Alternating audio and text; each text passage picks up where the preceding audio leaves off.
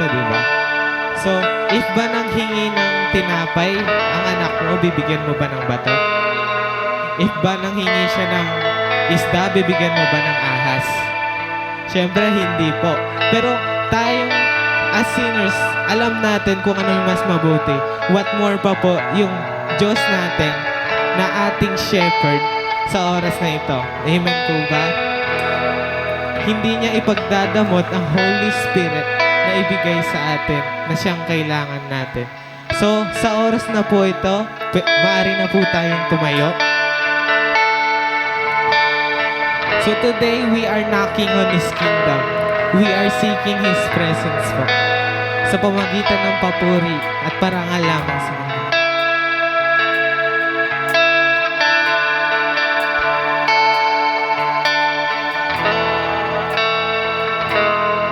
Nais ko ikaw maranasan, magkilos mo aking inasa, pagkat sa'yo ko lang natagpuan ang tunay na kagalakan.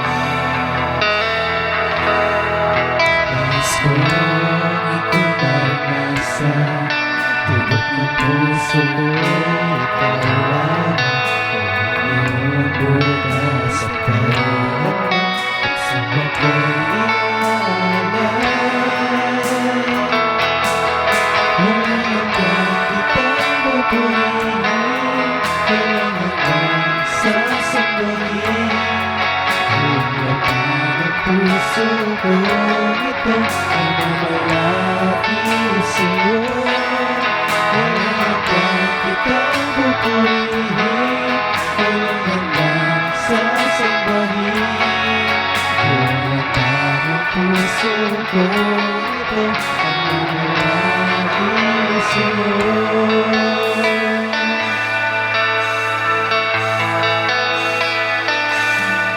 Nais ko ika'y maranasan, pagkilos mo aking inasa, pagkat sa'yo ko lang natagpuan ang tunay na kagalakan.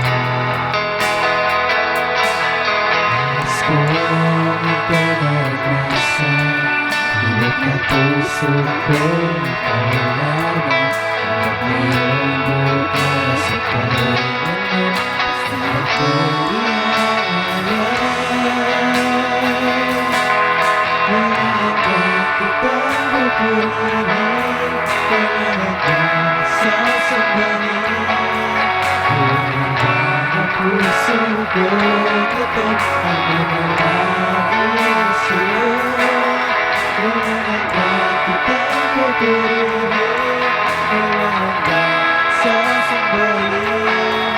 Yung laman ng puso ko ito ang mamalaki sa'yo. Walang hanggang kitang pupurihin, walang hanggang sasambahin. Yung laman ng puso ko ito ang mamalaki sa'yo. Walang hanggang kitang pupurihin, walang hanggang sasambahin. Yung laman ng puso ko ito ang mamalaki sa'yo. Walang hanggang kitang pupurihin, walang hanggang sasambahin. Yung laman ng puso ko ito ang mamalaki sa'yo. Pupurihin, walang hanggang sasambahin. Yung laman ng puso ko ito ang mamalaki sa'yo. Walang hanggang kitang pupurihin, walang hanggang sasambahin. Yung laman ng puso ko ito ang mamalaki sa'yo. Walang hanggang kitang pupurihin, walang hanggang sasambahin. Walang hanggang puso ko ito ang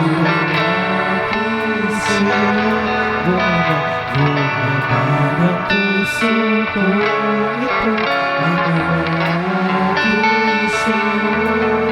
Buong naman ang puso ko, ito ang nalagi sa'yo.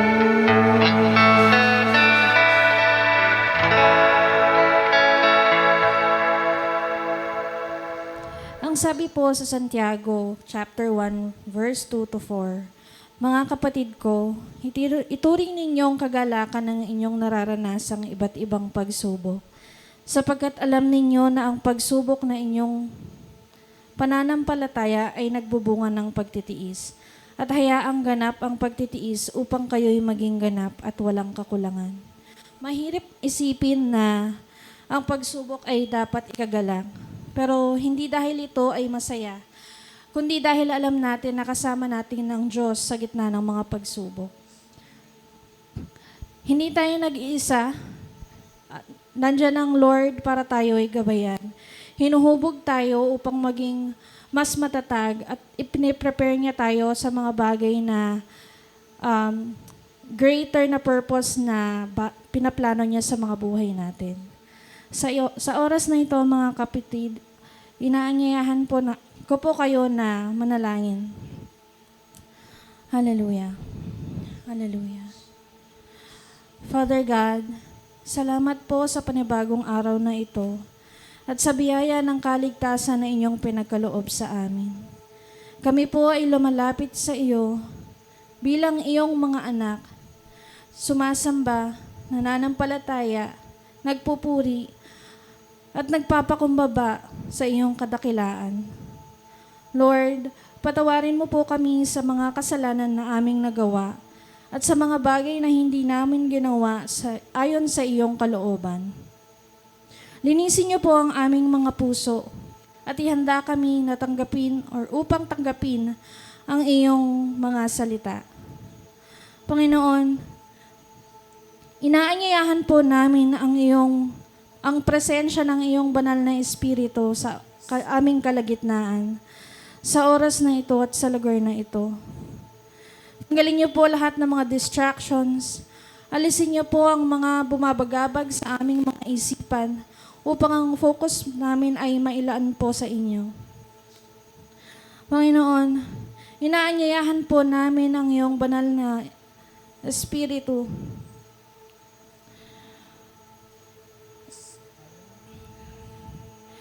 inilalaan po namin ang bawat bahagi ng service po na ito, Lord.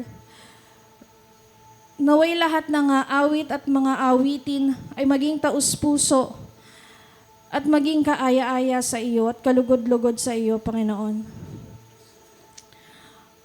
Sana po ay gabayan niyo po at samahan ang magpipreach sa araw na ito. Bigyan niyo po siya ng courage, ng wisdom at clarity sa pagbabahagi ng iyong salita. Naway lahat ng kanyang sasambitin ay maitaas po ang inyong pangalan. Inilalapit din po namin sa inyo ang mag-exhort ng giving, ang mga magte-testimony at ang mga magbabahagi ng kanilang mga biyaya. Naway gamitin niyo po kami at i-bless lalo upang mag-glorify ang inyong pangalan.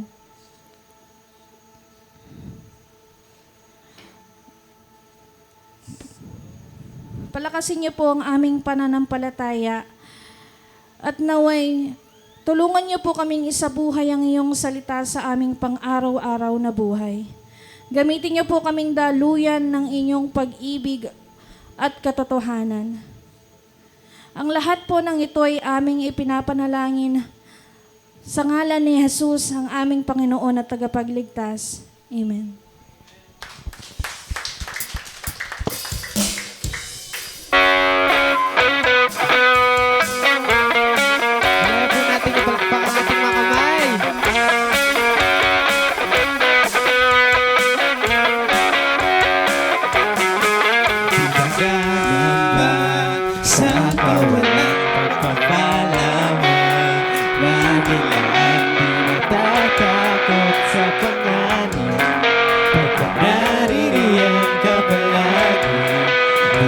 titinan sa pagsulot ang pagsama mo.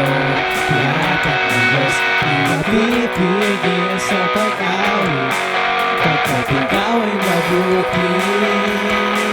Pagkat ikaw ay mabuti. Ikaw ang ating pastor, hindi magkukulang. Sapat na, higit pa. Biyaya mo sa gana at tumapaw. Sapat na, at higit pa. Sapat na sa lahat kong pangangailangan. Higit pa sa lahat kong inaasahan. Wala nang mahilig pa pagkat ika'y sapat na. Ika'y sapat na at higit pa.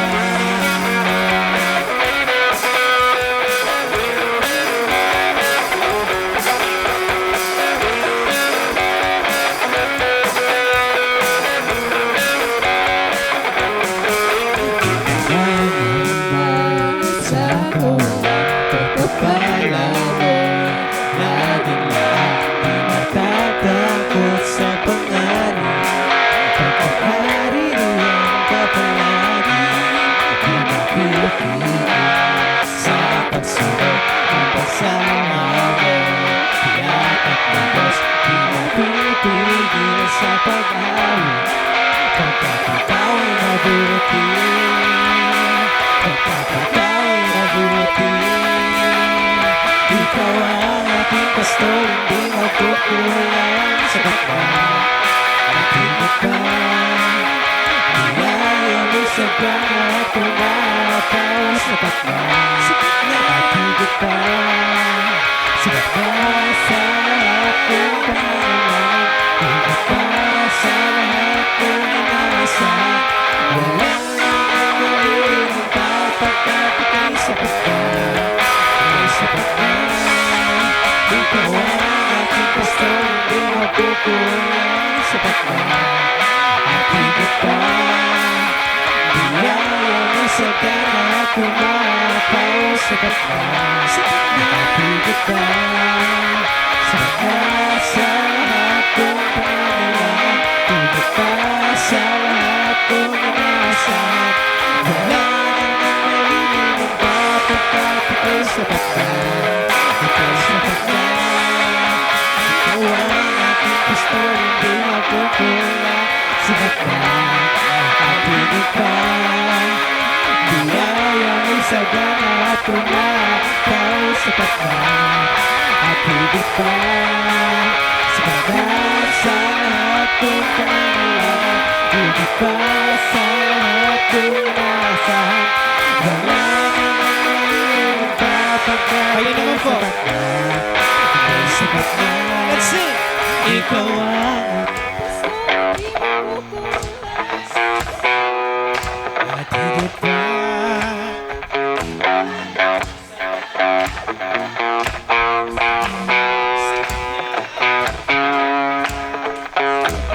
Sa lahat kong pangangailangan.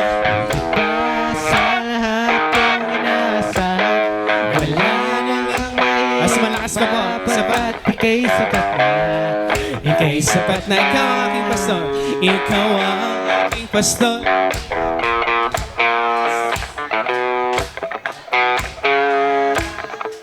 Biyaya mo sa gana at tumapaw. Sapat na. Sapat na sa lahat kong pangangailangan. Higit pa sa lahat kong inaasahan. Wala nang mahilig pa pagkat ika'y sapat na.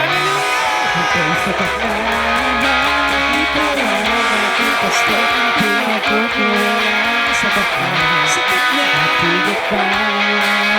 Biyaya mo sa gana at tumapaw. Sapat na at higit pa. Sapat na sa lahat kong pangangailangan. Higit pa sa lahat kong inaasahan. Wala nang mahilig pa pagkat ika'y sapat na. Ika'y sapat na. Wala nang mahilig pa pagkat ika'y sapat na. Ika'y sapat na. Wala nang mahilig pa pagkat sapat na, ikaw sapat na, at higit pa.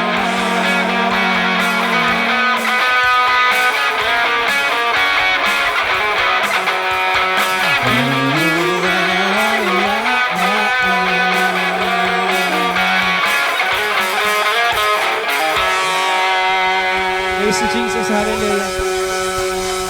Hallelujah, Lord. Hallelujah.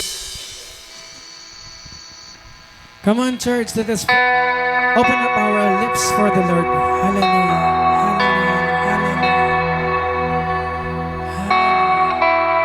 Praise you, Jesus. Hallelujah. Purihin ang dakilang mong pangalan, Panginoon.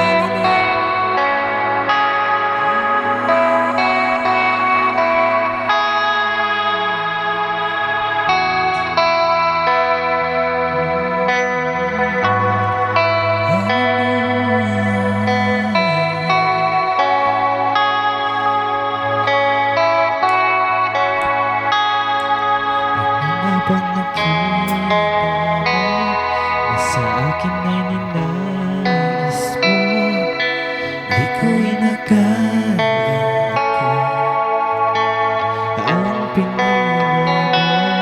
Kahit sa madilim kung baan, tumawag ang aking pangalan.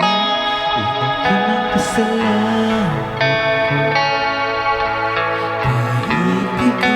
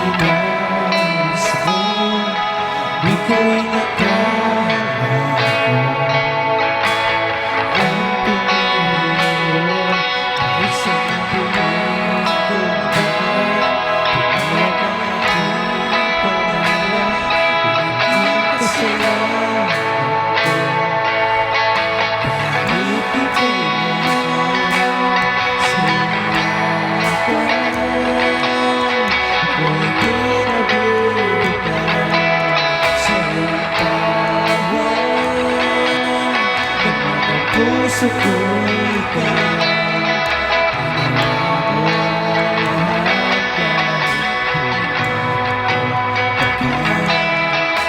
Pag-ibig mo sa akin ay sapat.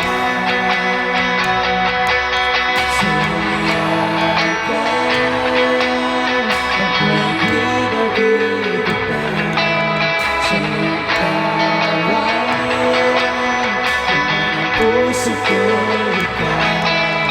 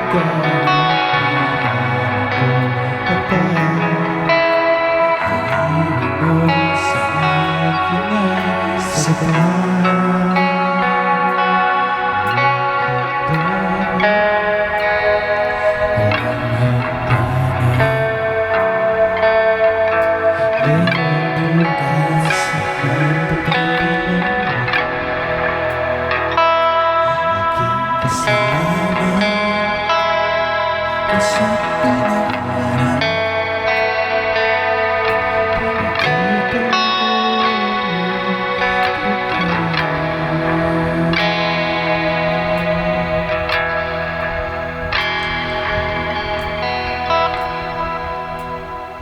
Hallelujah, Lord God. Hallelujah, Lord God. We bless your holy name, O Jesus. Tunay nga po, Panginoon, sa iyong yakap, Panginoon. Kami ay hindi nabibitaw, Lord God. Salamat, Panginoong Yesus. Salamat, O God, na hindi man kami karapat-dapat, subalit tinawag mo kami, pinili mo kami, inangkin mo kami sa iyo, Panginoon. Kaya sa umagang ito, Diyos, patuloy po, O God, na pinupuri ka namin, O Lord. Hinihingi namin, samahan mo kami ng iyong presensya. Samahan mo kami, Santong Espiritu, ng iyong pagtuturo. Samahan mo kami ng iyong kabanalan. Samahan mo kami ng iyong karunungan. Samahan mo kami ng biyaya mo walang kapantay. Panginoon, ipagkakatiwala namin ang bawat buhay namin, ang bawat puso namin sa iyo. Sa umagang ito, kalooban mo ang siyang maganap. Katwiran mo ang patuloy namin makita. Higit sa lahat, makita namin kung sino ka sa aming mga buhay. Salamat po ng marami, Panginoon, at patuloy po, O Diyos, ang pangalan naming Panginoong Yesus. Ang itaas namin. Salamat, Santong Espiritu, sa iyong lahat ng papuri, sa iyong lahat ng pagsamba at dakila, sa matamis at makapangyarihang pangalan ng aming Panginoong Yesus, ang lahat ng anak ng Diyos na pinili at tinawag niya ay magsabi ng Amen.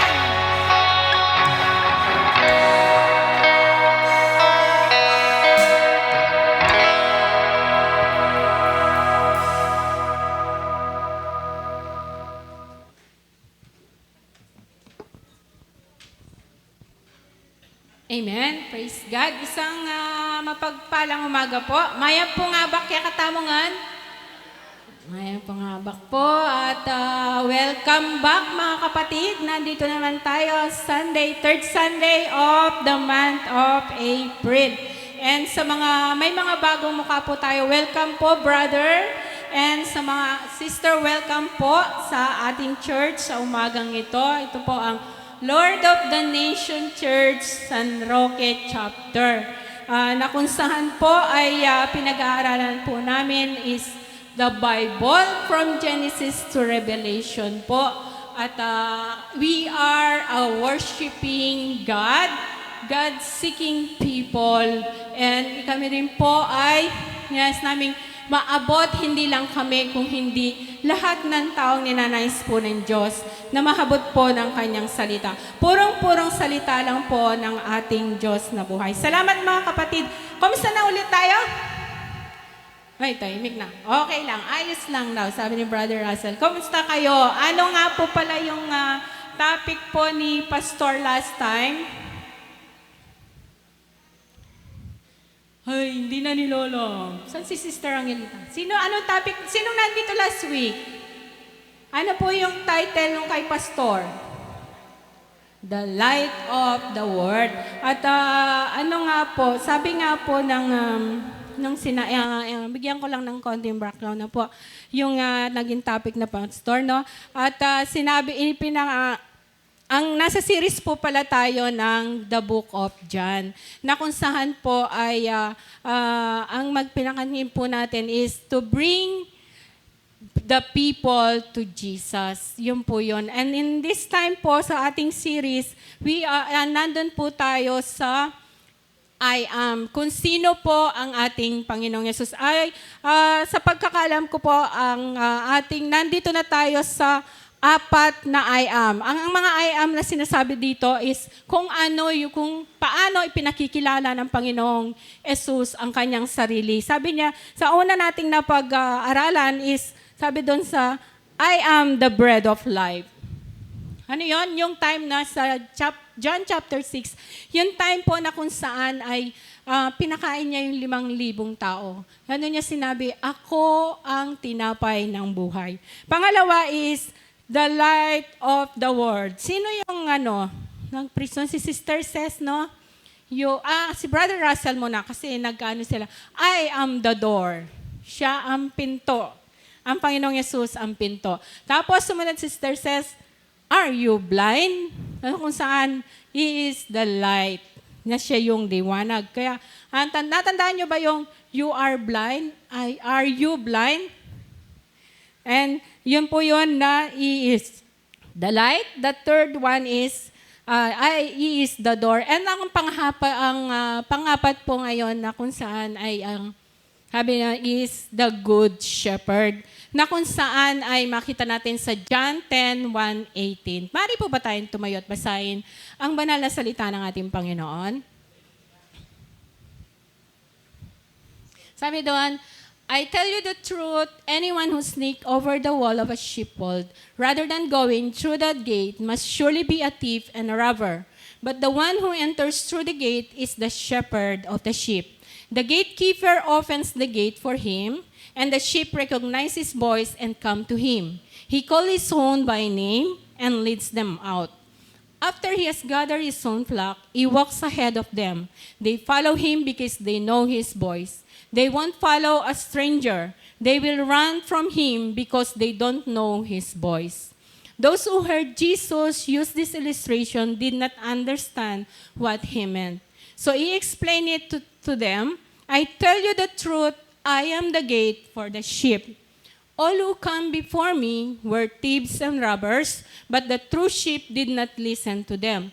Yes, I am the gate. Those who come in through me will be saved. They will come and go freely, will find good pastures. The thief purpose is to steal and to kill and destroy. My purpose is to give them a rich and satisfying life. I am the good shepherd. The good shepherd sacrifices his life for the sheep, and a hard hand will run when he sees a wolf coming. He will abandon the sheep because they don't belong to him, and he is not their shepherd, and so the wolf attacks them and scatters the flock. The hard man runs away because he's working only for the money and does not really care about the sheep. I am the good shepherd. I know my own sheep, and they know me. Just as my Father knows me, and I know the Father, so I sacrifice my life for the sheep. I have other sheep too that are not in this sheepfold. I must bring them also. They will listen to my voice, and there will be one flock with one shepherd. The Father loves me because I sacrifice my life so I may take it back again. No one can take my life from me. I sacrifice it voluntarily. For I have the authority to lay down when I want to, and also to take it up again. For this is what my Father has commanded. Pagpalain po ang banal na salita ng ating Panginoon. Amen. Makakaupo na po tayo. So, yun nga po, nandito na tayo sa Good Shepherd. By the way, sino po yung may alaga dito? Alagang pusa, alagang aso. Amen. Good Shepherd kayo. Mabait kayong tagapag-angalaga. Yes, amen. So, may kwento lang akong konti, po. Nung bata pa ako, nung payat pa ako, maliit pa ako, bata pa ako, natatandaan ko, nanay ko, lagi kaming may alagang babi. Datapong babing makan, nada. Deng matwa baldoreta, den dyan siya, dano balwata. Datapong makan, pakanan lang kanyo. Bulus-bulus la. At saka kain, diyang nano mo, bulus-bulus lapin, uli nga ng bakod na yung mga lati kami, pambakod ang tini, na concrete la rin bakod, alang milulwal ay ayop ngeni, kantam. Ay, sorry, Tagalog pala. Ulitin ko. Nasa yung Tagalog? Brother, ulitin ko, bro. Parang familiar si brother. Mga kapatid, welcome back, bro. Welcome in San Roque, bro. Ulitin ko, nung bata pa ako, malit pa ako noon, may alaga kaming, ang nanay ko, laging may alagang baboy. Bakit lagi siya nag-aalaga ng baboy? Yung native na baboy. Ngayong panahon na to, ang tawag dun sa baboy na yon, baboy ng bundok. Baboy na bundok, no? Ano yun? Maiitim, mostly brown. Hindi sila puti. So, ayun, lagi siya may alaga kasi may pinaghahandan siya. Yung fiesta, May 15, fiesta namin, imbitado kayo. Huwag niyo sabihin kay Pastor. Wala naman siya, no? edit. Hindi, joke lang po. Every time po, every year, talagang mag-aalaga na yung nanay ko. Ngayon, di yung fiesta yung topic ko. Hindi ngayon, galaga siya. Pakain lang namin yung tira-tira, yung medyo nabubulok, ganon. And then po, yung baboy na yon lagi lang doon sa amin. Tapos, o kaya sa kapitbahay. At saka yung baboy na yon gala po siya. Pero may isang bagay po na napakaganda sa kanya. Pagka, imagine nyo, yung carwas doon. Malaking carwas doon, no? Hanggang, doon sa carwas na yun, hanggang dito, imagine lang, no? Pupunta yung kapitbahay namin. Nung panahon na yun po, ang kapitbahay namin, mula dito hanggang carwas lang. Konti pa lang kami doon. Sa taga-Sulib po pala ako, sa Pulondagal, sa lipat ng ilog. Ayun po, pupunta yun sa kapitbahay kasi dalawa lang kapitbahay namin. Pag yun kakain na, may plangga na yun. Alam niyo po kung anong pantawag sa amin sa kanya. Ipopokpok mo yung planggana, kahit na nandun pa siya kasi layo nung dun sa carwas, imagine nyo yung carwas doon na. Alam niyo yung carwas doon? Malayo, di ba? Ipokpok mo yon. Grabe, ang takbo niya. Hingal na hingal pagdating sa'yo. Dinig niya. Alam niya yung tunog ng pagpokpok mo ng planggana. Yun yung isang bagay na paghalaga mo, alam niya yung boses. Siyempre, pagkain, no? So, alam niya. Yun po yung isang bagay na natandaan ko sa aming mga halaga. And in this time, maring tayo sa mga inalaganan, mayroong something na binibigyan nga siya ng pangalan, no po? At may mga bagay tayong ginagawa sa kanila. And alamin natin kung are we a good shepherd? And sa umaga pong ito, nandito mag-umpisa na tayo. Yun nga po, sinabi ko na, that's as Jesus claims that He is the bread of life, He is the light, He is the door, He is the good shepherd. Sa verse 1 po, sabi sa verse 1, mabilis lang naman po, kakain tayo 1. Gutom na kaya? Mag-almusal ng pandesal kayo eh. Sabi dito, sa verse 1, I tell you the truth, anyone who sneak over the wall of a sheepfold, rather than going through the gate, must surely be a thief and a robber. Bakit ito ang naging bungad ni Jesus? Si Jesus po nagsasalita dito. Ano po? Kung pagdudugtog-dugtungin po, yung mga text from chapter 6 hanggang chapter 9 hanggang 10, si Jesus po nagsasalita. Bakit? Kasi po, it is the time, kung babasahin nyo nga po yung chapter 7, nung kiniklaim ni Jesus, I am the bread of life, naririnig ito ng mga pariseho, ng mga Parisi na may inggit sa kanya. Sabi, nun nga pinagaling niya yung bulag, di ba? Grabing naranasan ni Jesus dito. Grabe yung naranasan niyang persecution that even gusto siyang patayin. Sino na nakabagbasa ng John? Laging pinapabasa natin. John 6 hanggang 9. Basahin nyo. Makikita nyo dito, ang pinapatungkulan ni Jesus na mga thief and robbers ay yung mga Parisi, na kung saan is nais siyang patayin. Kasi yung claim niya, blasphemy. Bakit tao lang siya? Halimbawa, ako sabihin ko, Diyos ako. Di ba? Blasphemy yun. Di ba? Hindi. Ay, ako nagkakasala ko doon pag sinabi kong Diyos ako. Pero dito, pinapakita, kiniklaim na ni Jesus, yung tatlong yun na He is the bread of life. Sa kanya nanggagaling ang pagkain ng buhay.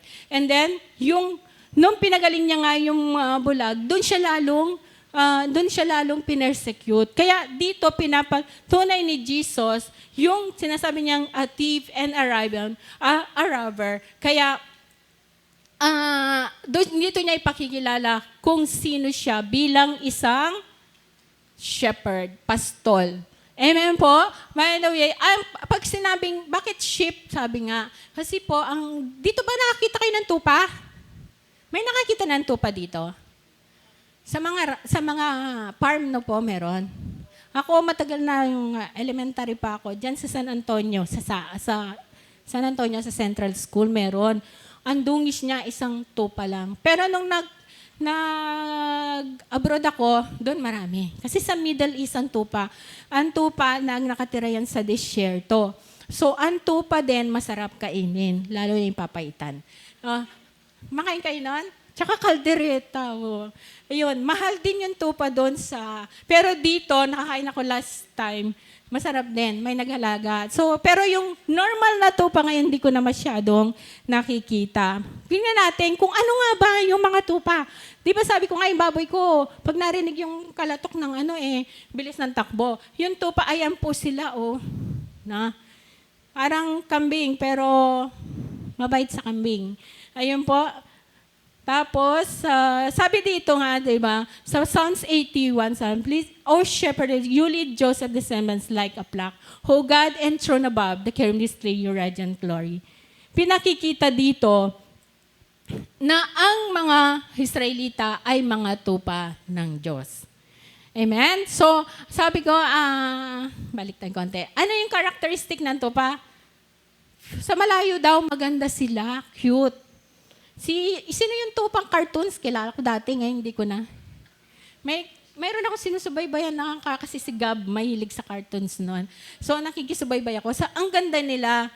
From distance, sino maganda rito sa malayo?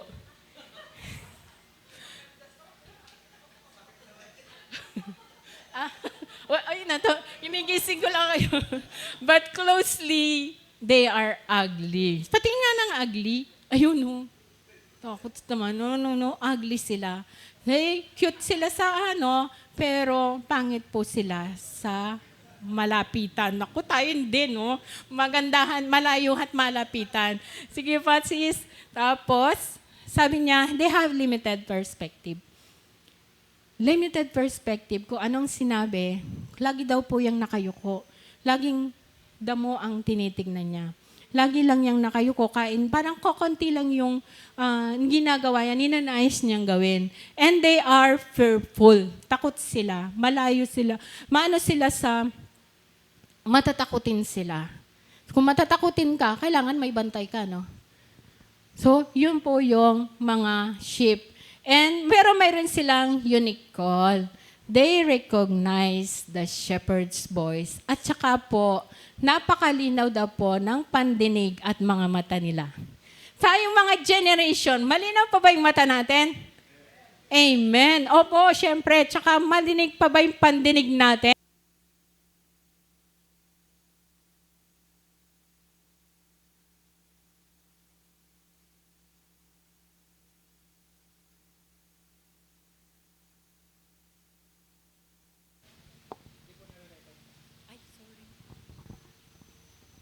Amen, amen.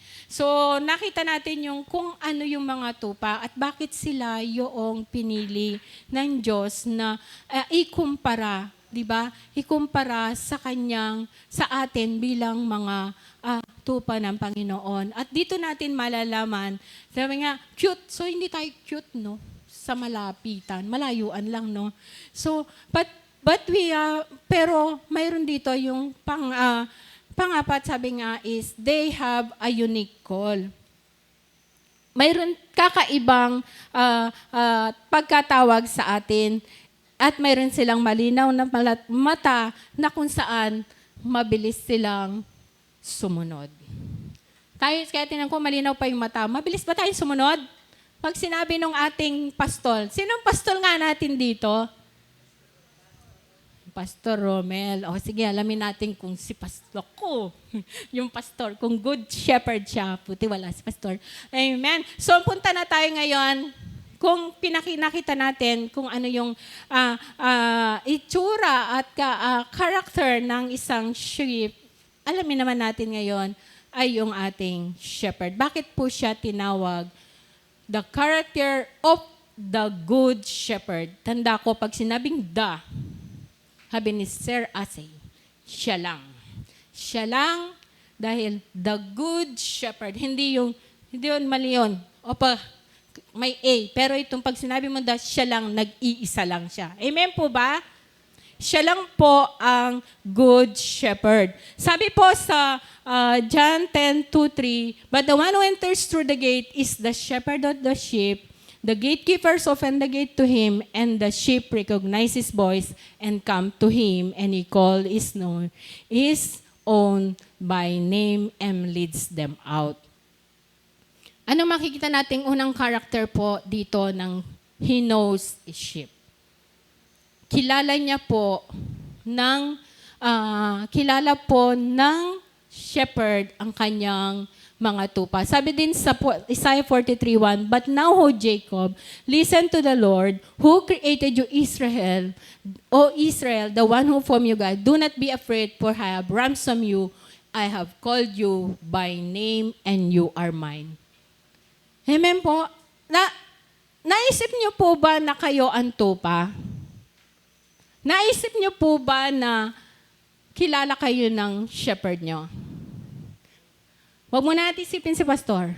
Kilala kayo ng Diyos? Amen. Kilala niya, sabi nga po niya, na andyan ka pa lang sa sinapupunan ng ating mga magulang, kilala ka na ng Lord. So, alam na niya ipapangalan sa iyo, Russell. Alam na niya, susunod niya, gagawin niya sa'yo. Kasi, tupa ka niya. So, it means, pag hindi ka pa tupa ng Lord, hindi ka niya kilala, di po ba? Kasi yun ang sabi, kung tupa ka na niya, kilala ka niya. Pangalawa po nating makikita dito, he knows, doon po doon, na kilala ka ng Lord, kilala ka niya personal.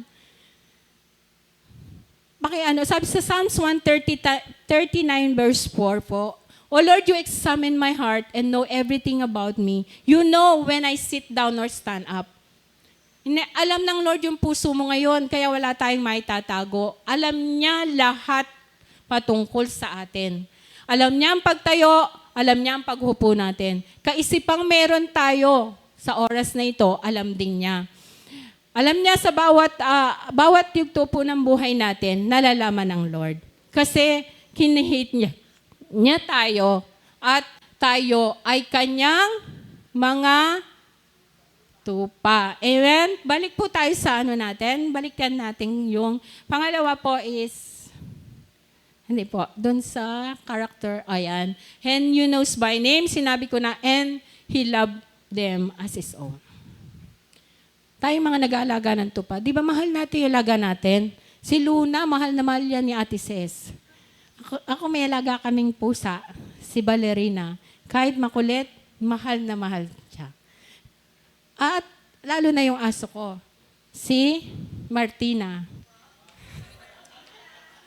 May pangalan sila kasi paano nila malalaman na sila yung tinatawag mo? Diba? Ganon din si Lord. Binigyan tayo ng pangalan at mahal na mahal. Bakit ba sabing mahal na mahal na mahal tayo ni Lord? Punta tayo sa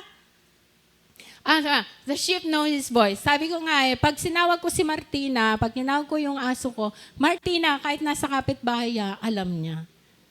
Ang kagandahan pa, nung nanganak si Martina, pati anak niya, Martina, ang pagdinig nila sa pangalan nila. So, ganun po ang Diyos din sa atin. Alam niyo yung pangalan mo, huwag mong papalitan ang pangalan mo. Kasi that's personal yung alam ng Diyos. Pag hinalitan mo yung pangalan mo, ay, hindi ka naalala ng Lord ng personal. Amen po ba? So, kung mahal ka ng Lord at alam niya yung pangalan mo, alam niya yung pangangailangan mo. Ang pangalawa po niyang character na makikita natin is, tingnan niyo muna natin yun. Yun. Nakita niyo yung pens nila? Dami nila siksikan, no? Ang tataba nila, no? And, komportable sila dyan kasi kasiksikan sila. May mga ibang pens po na nakita natin doon sa mga Israel, sa Middle East, talagang yung kanilang ano ba yon? Yung kulungan nila is, depende kung nasaan sila. May kulungan sila sa disyerto na, anong tawag doon? Bakod-bakod lang. Pero pagdating sa village, concrete talaga po yung kanilang mga kulungan. And tingnan natin, nakakulong sila, so hindi sila makakalabas. At tingnan din natin, kung nakakulong sila, dapat kahit nakakulong sila, may bantay po sila. Amen po? So, sabi na rin gano'n, kung mahal ka ng Lord, He provides. He provides, number one, security. Bakit sila nakakulong? Para secure sila doon sa mga animal, mga predator, sabi nga nila, no? Sa mga nanlalapa na mga kamukha nilang hayop. Security sa buhay nating mga Kristiyano po. Ano pong klaseng security ang pinag-uusapan natin? Security, hindi lamang po sa buhay, hindi lamang po dito, kung hindi yung security natin after this life. Secure na po ba tayo na tayo tupa ng Lord? Nasa kulungan po ba tayo ng Lord? Amen. At when He provides po, naalala ko, sino yung tatay dito? Mga tatay, taas ang kamay, magiging tatay. Ayun. Di ba, normally po, ang tatay ang nagpo-provides. Amen po ba? Noong unang-unang mga generation.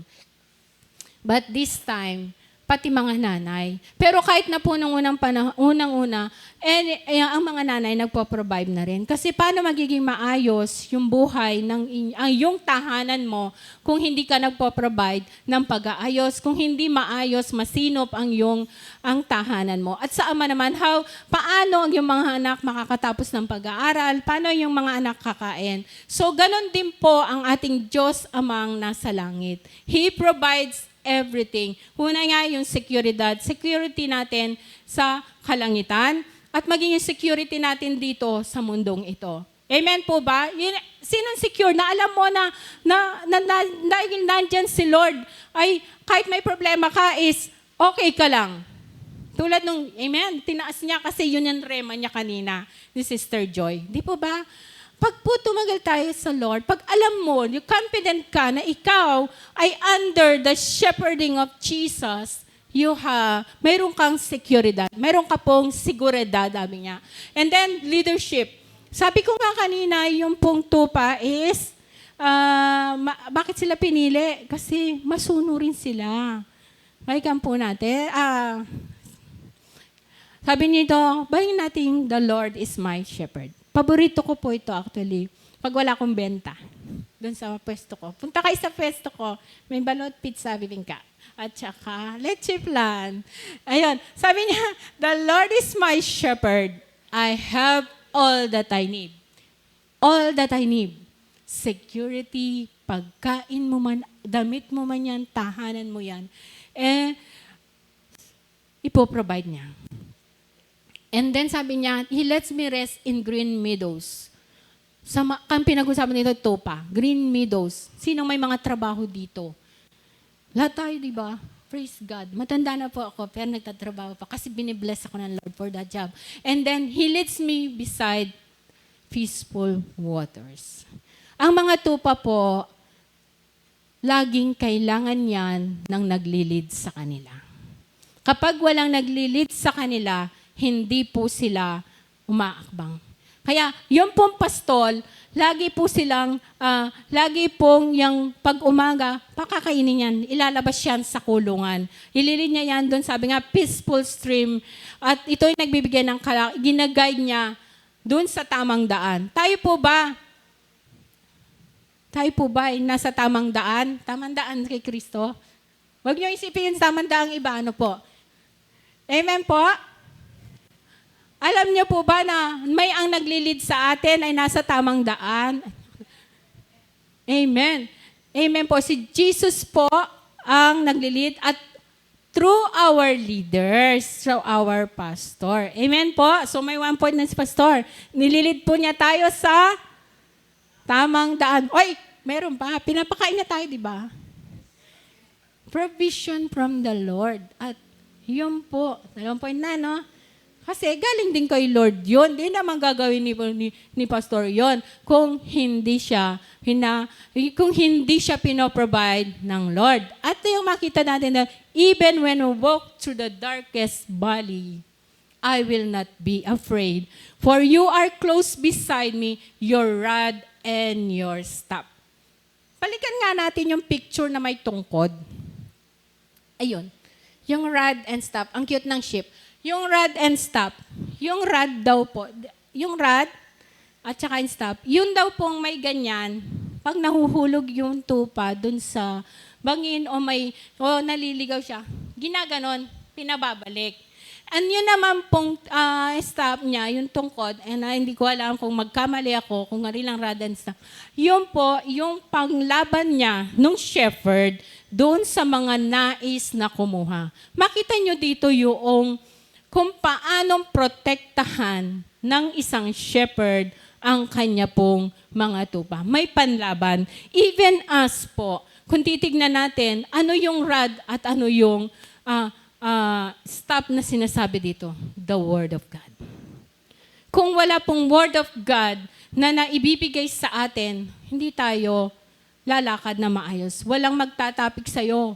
At maging yung dumarating man yung trials o yung mga gawa ng kaaway sa atin, yun din pong Word of God ang nagiging pamalo natin, panlaban natin sa kaaway. Amen po ba? Kaya po, kung titignan natin, kapag po yung shepherd natin, hindi tayo tinatama at hindi tayo nililid kung saan ang dapat hayos, he is not a good shepherd. Amen po ba?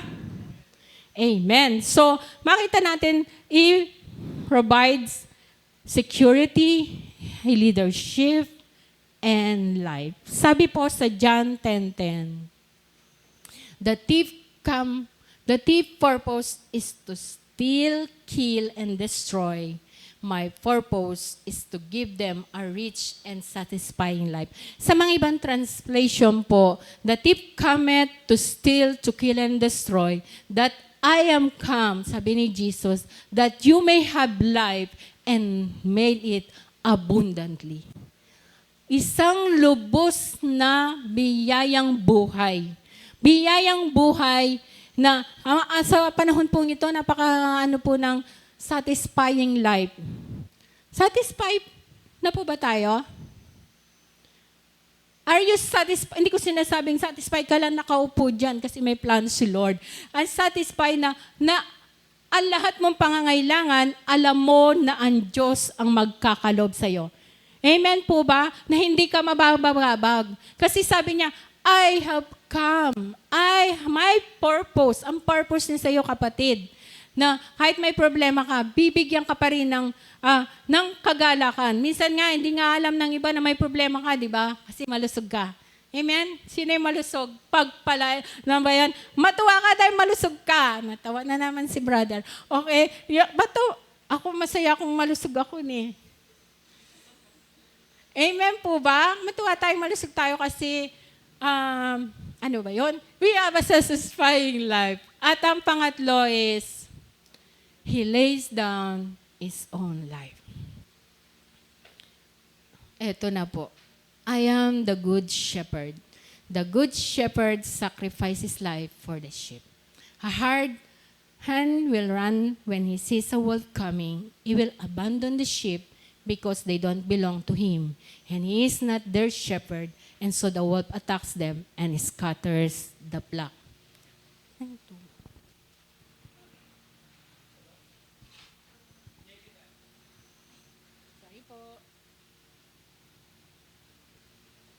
Amen? Sabi niya, ilang beses ba niya sinabi dito? 3 beses. I am the good shepherd.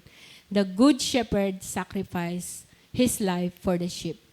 Siguro po, kahit gaano minsan kamahal mo yung anak mo, hindi mo maisasacrifice ng kagaya ng sakripisyo ng Panginoong Yesus. Ang ginawa po niya. Anong sinasabi niya dito? Nung ma-born again tayo, lahat po ba tayo born again na dito? Lahat po ba tayo tinanggap na natin ang ating Panginoong Yesus? Amen. Kung lahat na po tayo ay tinanggap natin ng Panginoong Yesus, naranasan na natin yung sakripisyong buhay niya. Amen po ba? Amen. Yung sinakripisyo po niyang buhay para sa bawat isa po sa atin. Ano po yung nilay down niya dito? Yung kanyang buhay. At kung babalikan po natin, yung sabi niya dito, a hard hand runs away because he's working all the money. Doesn't really care about the sheep. Sabi ko kanina, nung pong sinabi niya ito that about the good shepherd, yung pinapatamahan niya from verse 1 ay abang mga pariseho. Ang mga pariseho na alam ang salita ng Diyos. Yung pong mga pare, kung binabasa niyo yung Bible, yung mga pare na lagi pong nagkikriticize po sa kanya. No po. Dito po yung tinatawag na lang the hard man. Wala silang concern. Kung natatandaan nyo, yung naging preaching ni Ces na are you blind, na pinersecute nila, pinalabas nila, or hindi nila tinanggap yung pinagaling ni Jesus, yung bulag. Na talagang inimbestigahan pa nila kung sino at ano, bakit siya pinagaling, kung ano. So, makikita natin dito, the purpose of them, alam nila ang kasulatan, alam nila ang katuruan patungkol sa Diyos, pero wala silang concern doon sa tupa or doon sa mga tao na kung saan binigay ng Diyos ang buhay. Sa atin po kaya, bilang mga lingkod na, dadating po kasi ang time, hindi lang po si pastor ang magiging shepherd. Even ang bawat isa sa atin, kung may nilalagay ang Lord, lahat po tayo ay maaaring maging isang pastor. In a way po na may pagkatawag, pero hindi po siguro pastor. Maaring Bible teacher ka, may itinalaga sa'yo. Maaring evangelist o Bible study leader ka, o anumang, teacher ka ng mga bata. Sila'y pinagkatiwala sa'yo ng Diyos. Kung ikaw ay pinagkatiwalahan ng Diyos ng mga tao, hard hand, isa ka lang bang pastol na binayaran? O isa kang tunay na pastol na kayang ibigay ang iyong buhay? Hindi ko naman po sinabing bigay mo yung buhay mo pero the deep meaning po ng good shepherd na kung saan the care, yung concern ka. Concern ka dun sa pinagkatiwala sa iyo ng Lord. Nung concern ka kung maaaring po ang kapitbahay mo ay nililid ka ng Lord sa kanya na sharean mo araw-araw, i-textan mo o may kaibigan ka, textan mo ng message ng Lord. Parang shepherd, parang pinapastulan mo na po yun. Pinapakain mo na yun. Sinisecure mo na yung kung saan siya mapupunta. Ganon din po tayo. Isipin natin, ang Panginoong Yesus, binigay niya ang buhay niya para sa atin. Bakit yung kakaunting oras po na hinihingi ng Lord na isang kaluluwa? Mayroon lang po akong isang testimony. Actually, even nag-grateful lang po ako sa Lord kasi nung nasa ibang bansa ako, may 3 akong under ko na sa sales po kasi ako sa mall. So, lagi ko silang sinasama sa Bible study. Pero hindi ko po sa mga bawain, sa church sumasama sila kasi under ko sila. Kumbaga, kung may authority ka, kung leader ka ng secular, kaya mo kapatid na yung under mo is dalhin sila sa Lord. Kasi minsan ginagamit ng Lord. So yun po, babalik ako, tapos hanggang umalis po ako, nagpupuri ako sa Lord na yung ginawa kong pag-aalaga sa kanila, nagbunga. Nagpatuloy po sila. At ngayon, ginagamit din sila, Lord. Ganon din po. If may nilalagay sa atin na kung paano ang Panginoong Yesus tayo ay kanyang inalagahan, pinakain, hinalagahan, wag po tayong maging isang hard hand lamang na shepherd. Kung paano siya naging isang good shepherd that He laid down His life para sa atin, binigay ng buhay niya para sa atin, kaya din po nating ibigay ang oras natin sa ninanais ng Diyos, sa mga upuang bakante pong ito, sa mga kapitbahay hindi nyo man maisama, ma-share nyo, sa mga malayong kaibigan nyo na maisend nyo yung message ng isang mensahe ng Panginoon ng kaligtasan, mensahe ng Panginoon ng seguridad sa buhay, mensahe ng Panginoon na siya lamang ang dakilang pastor na lahat, na hindi ka magkukulang. Yun po yung sinasabi dito, laying His life for the shepherd. Tayo, oras lang hinihingi ng Lord. Or maybe even finances man, or yung load. Ngayon, hindi naman load kasi, praise God, alos may mga converts. Sino may converts o PLDT? Kaya natin po, diba? God is our provider. Pinrovide niya nga tayo, di po ba? Amen? So, doon na po tayo. Malapit na po akong matapos. Naboboard na kayo? Ay, naboboard sila, hindi sila kumibo. Okay, amen. So, yun nga po, namatay siya para sa atin. Pero may magandang balita, kasi minsan isip mo, pag binasa mo yung Bible, sabihin mo, mga Jewish lang yan, mga Israelita lang yan. We are the modern Israel, mga kapatid. Sabi doon po, there is another sheep. Hindi lang po yung mga Jewish. Mayroon pong the non-Jewish people na tinatawag sa Bible na mga Gentile. I have other sheep too, sabi niya, that are not in this sheep, must bring them also. They will listen to my voice, and there will be one flock with one another. Tayo po yun. Kaya wala tayong katwiran na sabi mo, hindi, pang-Israelita lang ang Bible. Hindi po. Tayo rin po yung mga tupang pinili, inipo ng Lord. So tingnan nyo, ilang taon na ba yung nakalipas nung time na yan? Ilang years na yan, pero naalala na tayo ng Lord. We are the other sheep. Wala pa doon sa kulungan ng mga Israelita. Tayo ay pinili na ng Lord at pagkakatipunin. This is the time po. This is the last time na huwag natin isipin na Israelita lang ang pinili. But we are the other sheep na nilay down niya po yung kanyang buhay. Sabi nila nga, mga unworthy daw, ang mga Gentile. Pag binasa mo kasi ang Bible, hanggang hindi mo talaga maintindihan. At isang bagay po pala, hindi lang po yung pagbabasa natin, magbasa tayo, pero pag mas maganda, humaten ka sa mga gawain, maiintindihan mo lalo ang salita po ng Diyos. Amen po? Amen. Gising pa kayo? Amen. So, anong makikita natin sa lahat ng ito? Salvation is only through Jesus. Sino po nga yung shepherd na, the good shepherd dito? Si Jesus. Kasi, He is the one, siya lang pong nakakakilala sa'yo. Lahat-lahat sa'yo. Si Brother Russell, alam ko lang siya si Brother Russell na teacher, anak niya, hanggang doon lang. But Jesus knows him very well. Kilala ka niya, personal, alam niya lahat sa'yo, at pinoprovide niya ang lahat ng pangangailangan mo. Higit sa lahat, binigay niya ang buhay niya sa'yo. So, anong tawag mo sa kanya? He is the only one who can save.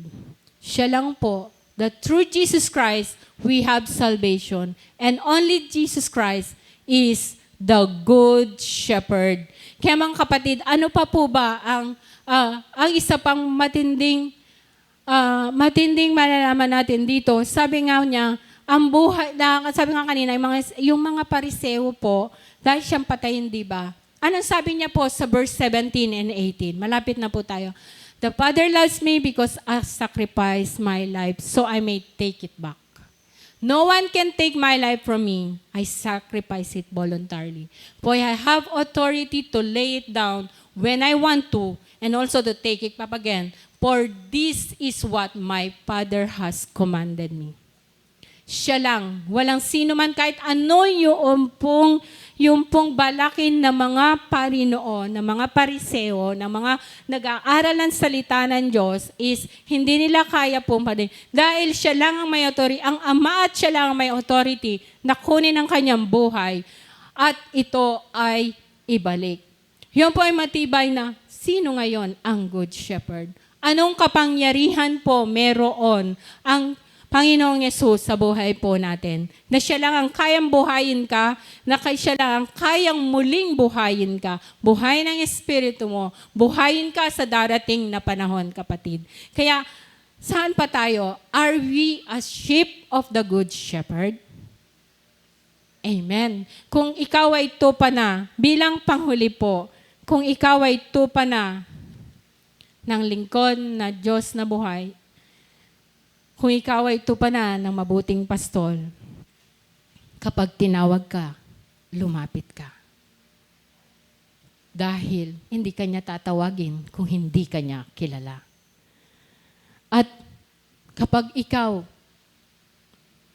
ay nilid niya, pag humakbang ang Panginoon at sinabi niya, pumunta ka dito, pumunta ka, kapatid, dahil buhay naganap at kasiyasya ang ipagkakalob niya sa atin. Kapag po dumating ang panahon na nais na ng Lord, nakuhanin tayo, we have the confidence. Ako ay tupa ng mabuting pastol. Confident po ba tayo na tayo tupa ng mabuting pastol? Amen. Kung tupa po tayo ng mabuting pastol, sabi po, kung tupa ka ng mabuting pastol, magpaka. If you are a sheep of the Good Shepherd, be a sheep. Amen? Maging tupa po tayo ng mabuting pastor. Amen po ba? Amen. So, maaari na po tayong tumayo. Hallelujah.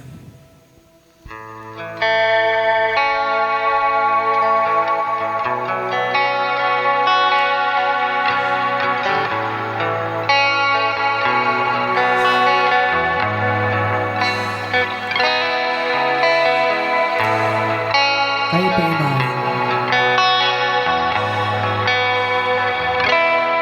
Sa yakap, ako'y binabibitaw. Sa iyong tawag, laman ng puso ko ikaw. Inaalahan ka, pag-ibig ko sa akin ay sapat. Sa iyong yakap, ako'y pinabibitaw. Sa iyong tawag, laman ng puso ko ikaw. Ginawa mo ang lahat kahit pinagpapal. Pag-ibig ko sa akin ay sapat. All let us sing. Sa iyong yakap, ako'y pinabibitaw. Sa iyong tawag, laman ng puso ko ikaw. Ginawa mo ang lahat kahit pinagpapal. Pag-ibig ko sa akin ay sapat. Sa iyong yakap, ako'y pinabibitaw. Sa iyong tawag, laman ng puso ko ikaw.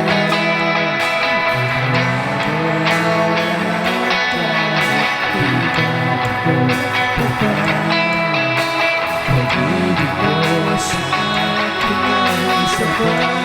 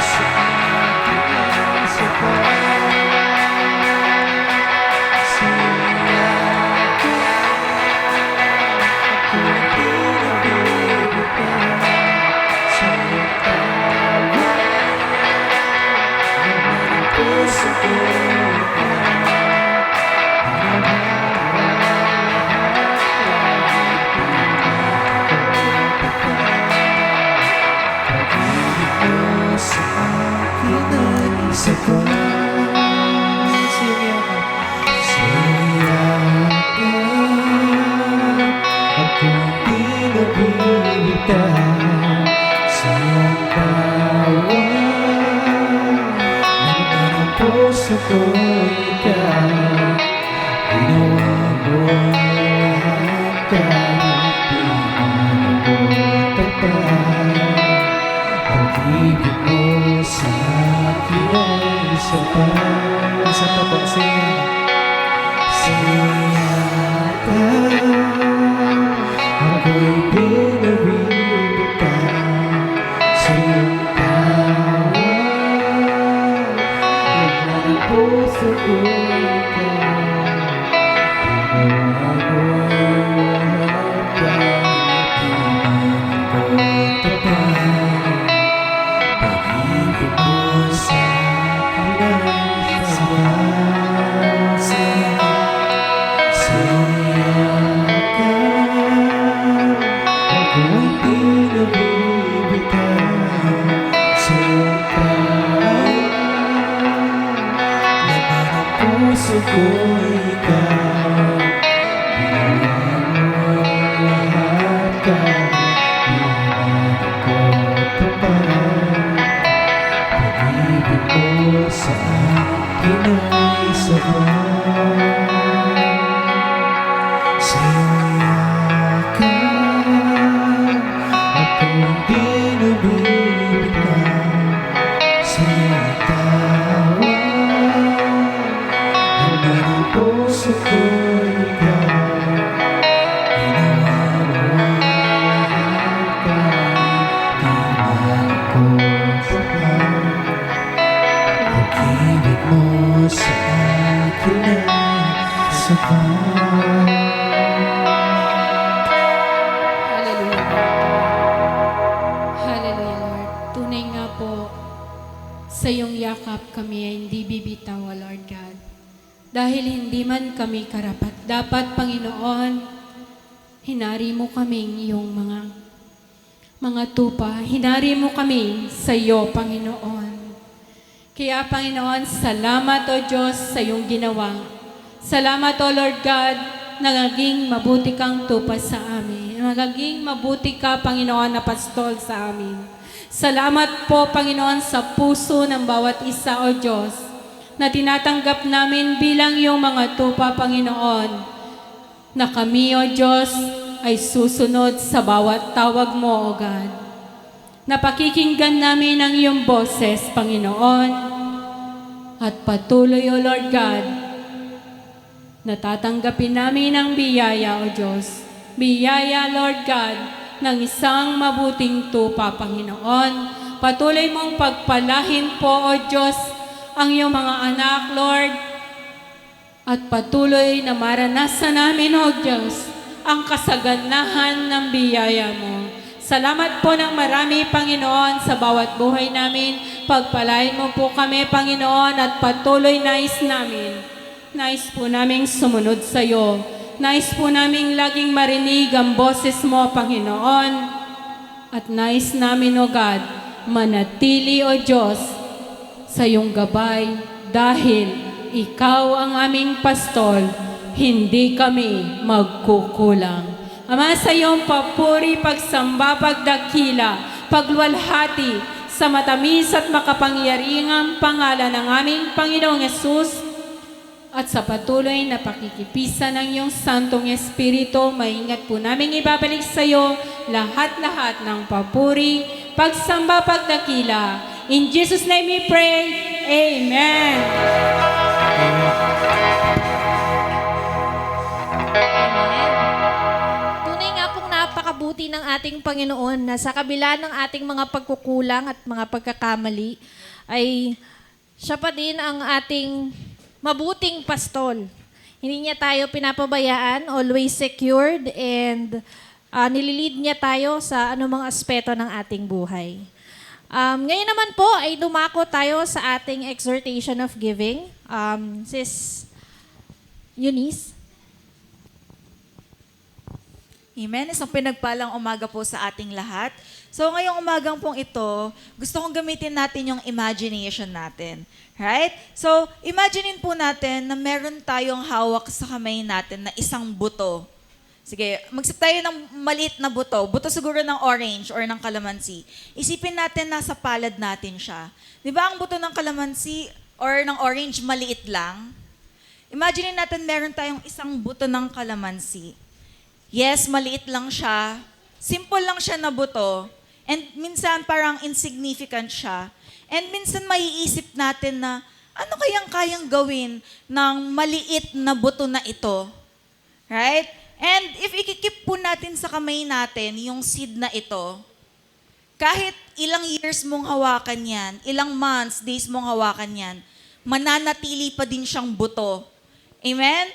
Pero kapag once po na nag-decide tayo na i-release yung buto sa kamay natin, nag-decide tayo na itanim yung isang buto na ito sa matabang lupa, something wonderful happens, supernatural, no? Amen?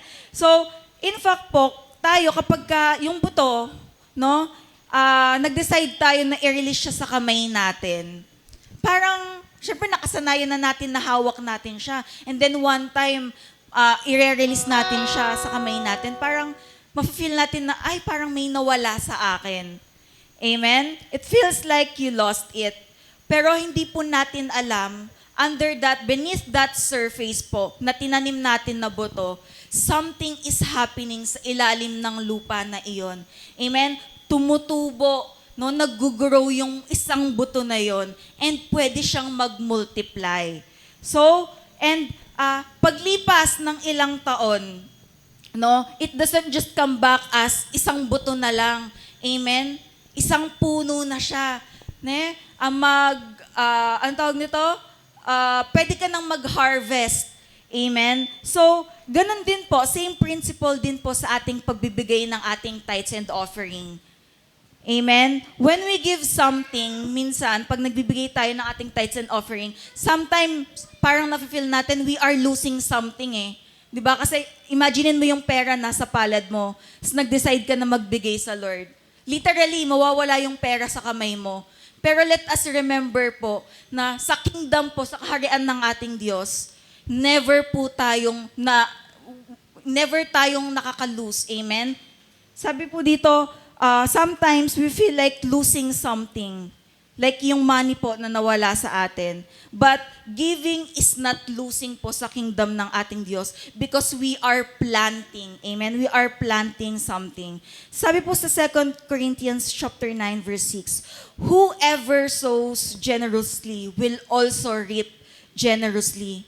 Because every time po na nag-decide tayo na magbigay sa ating Panginoong Diyos, we are planting seeds of faith. Amen? It's like we are trusting the Lord na siya ang ating great provider, na He is able ibigay lahat